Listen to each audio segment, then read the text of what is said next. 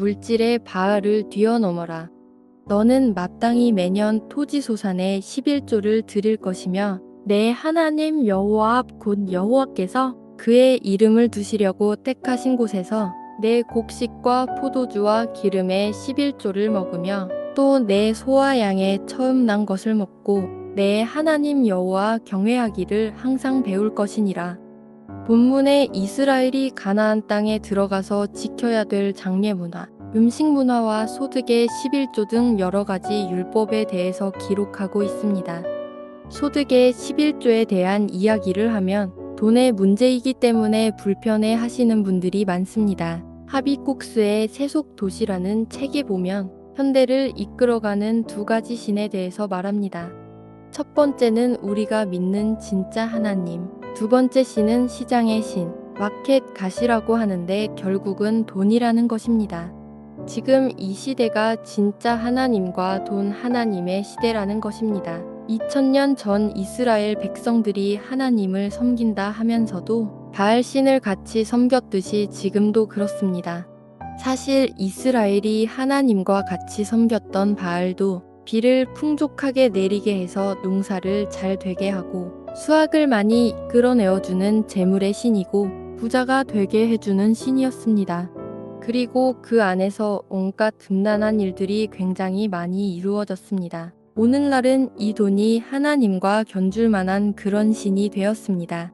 지파인이 두 주인을 섬길 수 없나니 혹 이를 미워하고 저를 사랑하거나 혹 이를 중히 여기고 저를 경히 여길 것임이니라. 너희는 하나님과 재물을 겸하여 섬길 수 없느니라.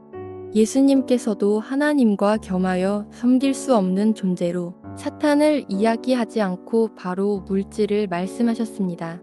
성경에서 유일하게 하나님과 견주어서 비교되는 것이 바로 돈입니다. 이 시대에 우리 마음에 하나님과 견줄 만한 엄청난 바알 우상으로 자리 잡고 있습니다. 그리고 이미 많은 사람들이 그 돈을 하나님으로 섬기고 있습니다.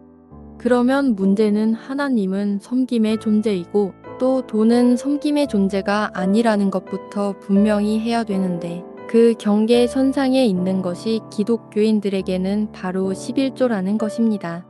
성경에서 11조에 대한 최초의 언급은 족장시대의 아브라함이 그돌라오멜과 그와 함께한 연합군을 격파하고 돌아올 때에 살렘 왕 멜기세덱에게 축복을 받고 그에 대한 감사로 자발적으로 11조를 했습니다.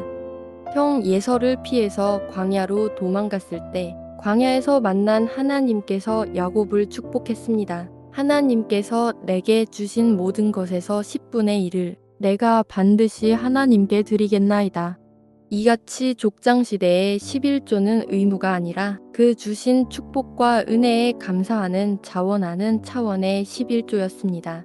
그리고 모세 시대는 자원하는 차원이 아닌 의무적으로 율법의 규정이 났습니다.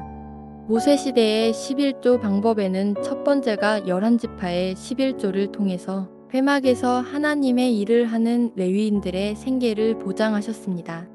두 번째가 이스라엘 백성들이 1년에 3번 모여서 절기를 지키고 또 하나님께 제사 드리는데 필요한 모든 경비인 제사 공동체를 위한 11조입니다. 세 번째가 성전에 모인 자들의 식탁 교제를 위한 식사 비용으로 사용됐습니다. 그리고 3년마다 사회적 경제적으로 소외된 자들인 과부와 고아와 나그네를 위한 구제 11조였습니다. 11조는 공동체가 하나님과 함께 모여서 하나님께 제사하고 하나님 앞에서 잔치하며 풍성히 누리고 기쁨을 함께 나누며 하나님께 받은 사랑을 이웃과 가족과 함께하는 것을 의미합니다. 신약시대 바리새인들은 굉장히 철저하게 11조를 드렸습니다. 그런데 예수님께서는 바리새인들이 소득의 11조뿐만 아니라 채소 뿌리까지 하나하나 다 따져서 그렇게 철저하게 11조를 드리면서 더 중요한 정의와 긍휼과 믿음은 버렸다고 책망하셨습니다. 화 있을진저 매식하는 서기관들과 바리새인들이여 너희가 박하와 회향과 근체의 11조는 들이되 율법에 더 중한 바 정의와 긍휼과 믿음은 버렸도다. 그러나 이것도 행하고 저것도 버리지 말아야 할지니라. 율법의 형식주에 매여서 11조의 형식은 취했지만 그 근본적인 내용인 공의와 사랑의 정신은 너희가 망각하였다. 율법의 정신인 본질도 잊어버리지 말아야 한다는 것입니다. 어떤 이들은 예수님께서 율법을 완성하셨기 때문에 구약시대의 모든 율법이 폐기되었고 그래서 더 이상 11조를 드릴 필요가 없다라고 합니다. 그리스도는 모든 믿는 자에게 의를 이루기 위하여 율법의 마침이 되시니라.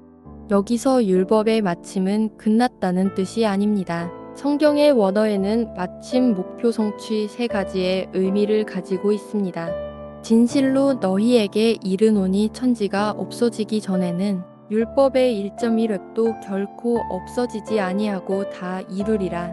율법이 폐기된 율법의 마침이라는 번역보다는 최종적인 완성은 과거로부터 진행되어 왔고 또 지금 진행되고 있고 장차 예수님의 재림과 더불어 성취된다라는 것입니다.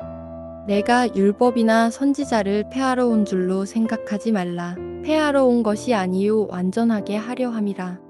예수님은 율법을 폐하러 온 것이 아니라 완성하러 왔다고 말씀하셨습니다. 예수님께서 구약의 율법은 폐기되어 없어져야 한다라고 말씀하신 적이 없으십니다. 권위가 없어져야 하는 것이 아니라 권위주의가 없어져야 합니다. 율법이 없어져야 하는 것이 아니라 율법주의가 없어져야 하는 것입니다. 율법은 존재해야 합니다. 바리새인이 데나리온 하나를 예수님께 보이면서 가이사에게 세금을 내는 것이 옳으냐고 시험합니다. 당신이 하나님의 나라를 완성하러 왔으니 세상 나라의 모든 돈은 하나님 돈이기 때문에 하나님의 아들인 당신은 이 돈, 이 세금은 내지 않아도 되는 것 아닙니까? 이런 뜻입니다.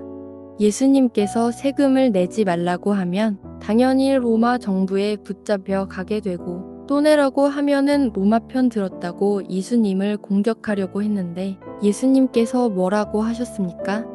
이르되 가이사의 것이니이다. 이에 이르시되 그런즉 가이사의 것은 가이사에게 하나님의 것은 하나님께 바치라 하시니 세상 세금은 나라에 내는 것이 맞고 하나님께 드릴 것은 우리들의 마음 문제라고 말씀하십니다.